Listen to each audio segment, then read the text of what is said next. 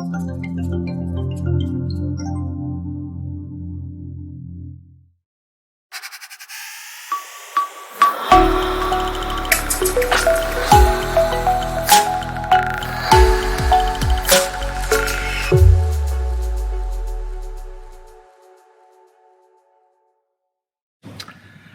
was talking to a man about a year ago, and he said something which has stood with me or stayed with me. This man had struggled with alcoholism all his life and had tried to give it up on numerous occasions and failed. And about 6 months prior to this, or maybe longer now, about a year prior to this, he had finally given it up, and he was very happy that he had. And what he said was this. He said, nobody knows the power of evil and how powerful it can be more than someone who tries to oppose it.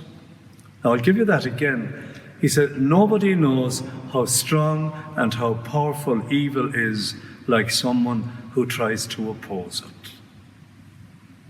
If you go along with it, it won't bother you. But you try to oppose evil and it'll fight back.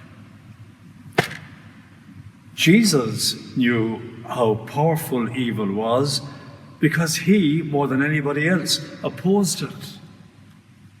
He tried to oppose narrow-mindedness, bitterness, insensitivity to the poor, pride, the wrong use of anger and holding on to it, sensuality, which can do damage.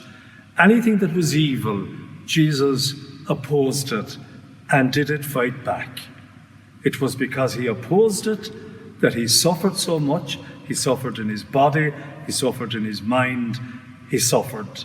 In fact, his whole death, or I should say passion and death, is all about the opposition to the evil which is so strong to overcome and the battle it put up against him. His resurrection, on the other hand, is the fact that having gone through it and taken its opposition, he overcame it and he rose above it. If you're struggling with evil, and a lot of people today are struggling with evil, maybe evil, the struggle you have with it is you're alcoholic and you can't stop, but you want to. Or maybe it's you're addicted to gambling. Or you may be addicted to sex and pornography. You'd love to stop, but you can't. And every time you try to stop, you feel this awful struggle within yourself. Or it might be a struggle with the anger you don't want that goes on and on. Or it might be a struggle with being greedy for money, whatever it is. So, if you're struggling with evil, and if you're involved in that struggle, I just want to say 3 very simple things to you now. First of all, Jesus Christ knows what that struggle is like. He knows it from his own experience. And secondly, he's in there with you. He's not outside it. He's in there with you in that struggle. He wants you to deal with that struggle, and he wants you to know that he's part of it and he's in there with you. And the third thing I'd say to you is that he wants to carry you right through this time of struggle. He wants you to hold on. He stays with you and he carries with you.